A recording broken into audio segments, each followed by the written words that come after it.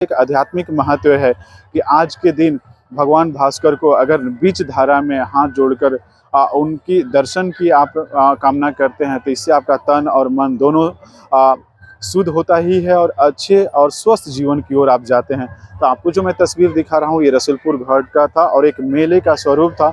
और पिछले 4 दिन से ये जो आस्था का महान पर्व है जो बिहार से शुरू होकर पूरे दुनिया के हर कोने में आज एक पारंपरिक चीज़ों के रूप में जा रहा है। तो हमारे साथ बात करने के लिए कुछ लोग हैं, उनसे हम बात कर लेंगे।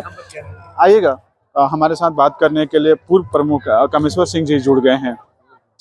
लोक आस्था का महान पर्व आज भगवान भास्कर के दर्शन और उनको अर्घ अर्पण करने के बाद अब समाप्ति की ओर जा रहा है। उपस्थित हुए हैं। देखिए, यह छठ महापर्व हम लोगों का इधर से दिखाइएगा। हाँ, 4 दिवसीय पर्व है।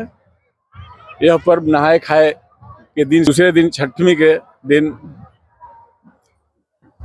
सभी व्रती घाट पर आते हैं और उस दिन भी शाम को डूबते हुए सूरज की अर्घ देते हैं।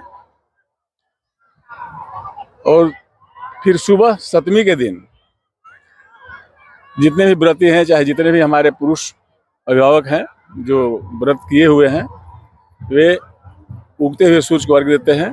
तो आज सप्तमी का दिन है और आज उगते हुए सूरज को अर्घ देने के साथ साथ हमारी व्रती पारण करती है और इसी समय लास्ट अर्घ देने के बाद, पारण करने के बाद लोग अपने घर की ओर हमारा यह महान पर्व का समापन होता है।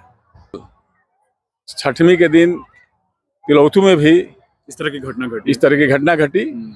तो मैं यही कहूँगा कि हमारे जितने अभिभावक हैं जो बच्चों को लेकर जाते हैं, थोड़ी सी लापरवाही के चलते ऐसी बहुत बड़ी घटना घटती है। तो मैं यही कहूँगा, आप पीछे भी कहा हूँ कि आप कृपया सावधान रहें, बच्चों को नदी में न ले जाएं, अगर ले जाएं तो उस पर ध्यान दें, क्योंकि ऐसा कैजुअलिटी बहुत जगह हुआ है।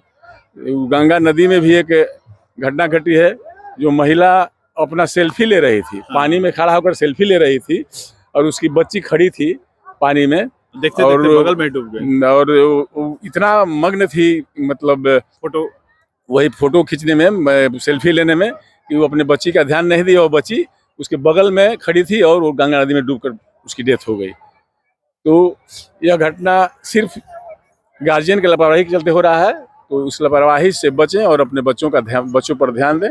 यही मैं सबको आश्वासन देता हूं कि किसी पर्व त्योहार में इसका ध्यान रखें। बहुत बहुत धन्यवाद। छठ व्रतधारियों को आप क्या कहना चाहेंगे उनकी सफल ये उपासना को लेकर? छठ व्रतधारियों को मैं यही कहना चाहूँगा कि आपने 36 घंटा का निर्जला व्रत किया और आज समापन है। तो मैं अपनी ओर से, अपने पूरे समाज की ओर से, अपने कमेटी की ओर से, अपने गांव की ओर से सभी व्रती को, चाहे व्रत करने वाले स्त्री पुरुषों, सबको बहुत बहुत बधाई देता हूं कि आपने बहुत मेहनत और लगन से यह निर्जला व्रत का समापन किया। थैंक यू कामेश्वर सिंह जी, पूर्व प्रमुख मेरे साथ जुड़े हुए थे। छठ घाट पे हम लोग आए हुए थे आज, और जैसा कि इन्होंने कहा कि लोगों को अपनी सुरक्षा और अपने बच्चों की सुरक्षा केयर करेंगे तो किसी भी तरह की जो दुखद घटना है या जो कोई दुर्घटना है उसकी संभावनाएं खत्म हो जाती है, उसकी संभावनाएं बहुत न के बराबर रहती है। बहुत बहुत